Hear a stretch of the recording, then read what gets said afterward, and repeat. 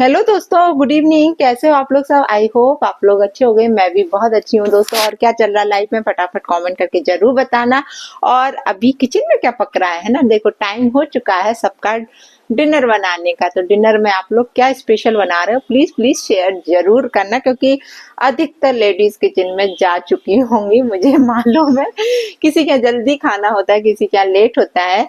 और अब हमसे नहीं पूछना कि डिनर में क्या बना रही हूँ, एक्चुअली मेरा तो फास्ट है, इसलिए अभी कुछ भी नहीं। और दूसरी बात, शाम को हमारे यहाँ खाना अधिकतर नहीं बनता, यदि कुछ कम पड़ता है तो ही बनता है, अदरवाइज हमारे शाम को खाना नहीं बनता है। ये शुरू से हैबिट रही है सभी की, जो सुबह, क्योंकि सबकी डाइट शाम के टाइम बहुत कम है, बहुत कम कम। दिन में कहते हैं ना राजकुमारों जैसा खाना खाना चाहिए, तो सब लोग दिन में राजकुमारों जैसा ही खाना खाते हैं, राजाओं जैसा, है ना।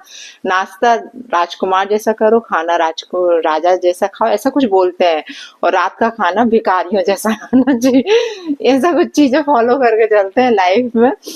पर फिर भी अभी मैं बहुत हेल्दी होती जा रही हूँ। मुझे ऐसा लग रहा है कि मेरा वेट बढ़ रहा है ना दोस्तों। लग रहा है ना आप लोगों को? मुझे भी लग रहा है 2-4 किलो तो बढ़ गया शायद।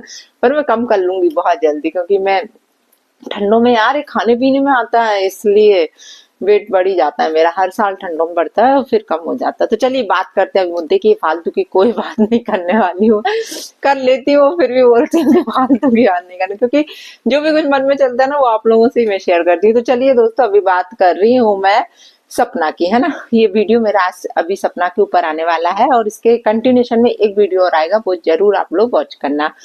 तो सपना ने अभी एक डिसीजन लिया है, उनका वीडियो देखा मैंने, कि वो एक बच्चा गोद लेने का सोच रही है ना। डिसीजन नहीं बोलेंगे इसको, ये कि उनके मन में जो चीज चल रही है वो अपने व्यूअर्स के साथ उसको मतलब वो कर रही हैं, शेयर कर रही हैं। कई बार वर्ड्स नहीं मिलते तो सभी पब्लिक, मतलब मैंने अधिकतर कमेंट्स रीड करे कि लोग क्या बोल रहे हैं, और मेरा कि खुद का क्या ओपिनियन है वो भी मैं शेयर करूंगी आप लोगों के साथ। देखिए, आपकी ऑलरेडी 2 बेटियां हैं, है ना।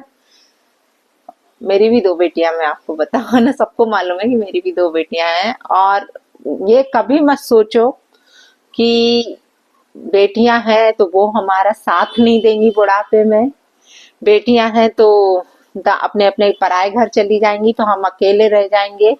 ये भी कभी मत सोचो। अच्छा आप लोग खुद बताइए, आज के दौर में,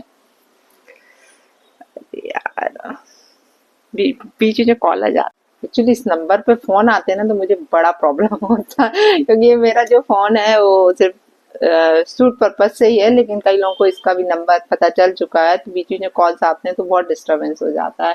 इसलिए मैं अधिकतर लोगों को अब इस नंबर से ब्लॉक करने वाली हूँ जो मेरा रेगुलर नंबर है वो ही रखूंगी, क्योंकि फिर क्या होता है, एक फ्लो टूटता है, जो हम बात कर रहे हैं उसका फ्लो टूट जाता है। तो चलिए, बात कर रही थी मैं सपना को लेके, कि सपना बच्चा लेना चाहती है। तो देखो, अपना बच्चा अपना ही होता है, चाहे फिर बेटी हो चाहे बेटा हो, ठीक है। अभी इन्होंने वो मतलब ये चाह रही है कि बेटियों को कोई भाई मिल जाएगा। एक बात बताओ, दोनों बेटियां ही एक दूसरे के लिए बहुत हैं, है ना। एक होती तो भी सोचते कि एक बेटी है, जैसे मेरी थी जब, तो सब लोग बोलते थे कि जोड़ा होना जरूरी है, चाहे वो जोड़ा बेटी का हो जाए चाहे वो जोड़ा भाई के साथ हो जाए, कुछ भी हो जाए, लेकिन एक से भले 2 बच्चे होना जरूरी है। और 2 बेटियां ऑलरेडी आपके पास हैं, तो मुझे नहीं लगता कि आपको ऐसा कोई डिसीजन अपनी लाइफ में लेना चाहिए। यदि आप बच्चा लेते हो, मतलब कोई लड़का लेते हो, देखो कौन ने जाना आगे चल के क्या होगा। वैसे ही आप इतने दुखों से गुजर चुकी हो, इतना कुछ लाइफ में देख चुकी हो और देख रही हो, अभी भी स्ट्रगल आपका चल ही रहा है, कोई स्ट्रगल आपका खत्म नहीं हुआ है। और देखो आज के दौर में महंगाई कितनी है ये आप बहुत अच्छे से जानती हो, कि एक बच्चे को पालना ही लोगों को बहुत भारी पड़ता है। यदि आप उनको अच्छी एजुकेशन देते हो, अच्छे स्कूल में पढ़ाते हो, अच्छी परवरिश करते हो, तो उसके लिए ये जरूरी है, आप लोग बहुत अच्छे से जानते हो।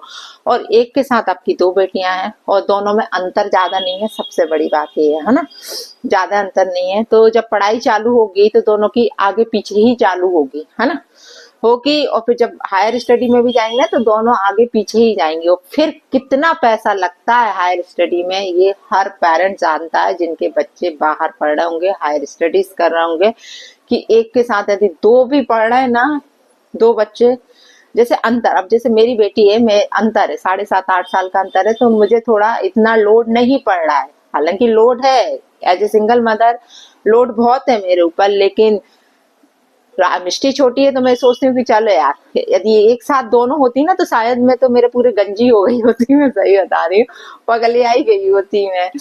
ये है। तो यही जगह मैं बोल रही कि आज आप सोशल मीडिया पे हो, आपको कोई काम भी परमानेंट नहीं है ना, कि कोई परमानेंट आपकी अर्निंग हो।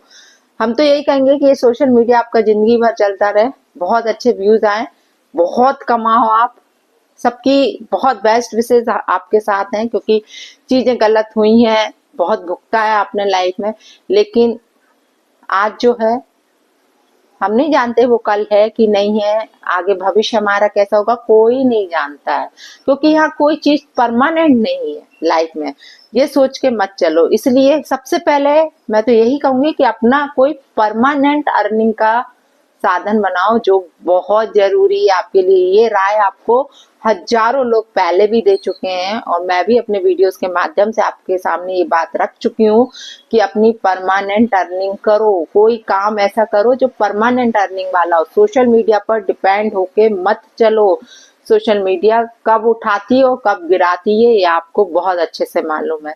इसलिए इस वाली अर्निंग पे विश्वास मत करो। हाँ, इससे जो पैसा आ रहा है बहुत अच्छा कुछ कर सकती हो अपनी लाइफ में, वो करो, जो आपका टैलेंट हो उससे रिलेटेड कुछ काम करो, कुछ भी करो लेकिन करो, ठीक है। इसलिए तीसरे बच्चे के बारे में मत सोचो कि हम किसी अनाथ बच्चे को लाके अपने घर में रख लें।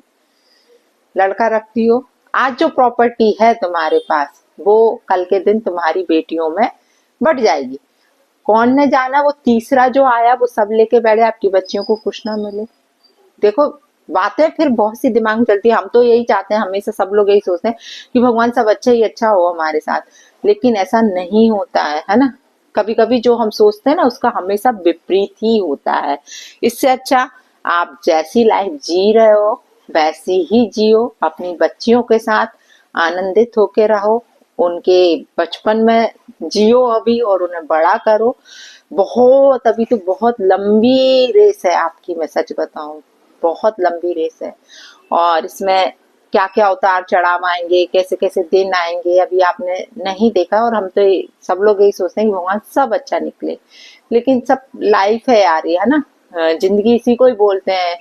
सारी चीजें यहाँ पर गोल चक्र कहते हैं ना, सब आता रहता है, सुख आता है तो दुख भी आता है, दुख आता है तो सुख भी आता है, सब आता रहता है। उसके लिए हमेशा शुरू से ही प्रिपेयर रहो कि ऐसा होना है, ऐसा है, ऐसा है। देखो, अपन भविष्यवक्ता नहीं है, लेकिन मेरा तो यही पर्सनली राय है कि बच्चे के चक्कर में मत पड़ना।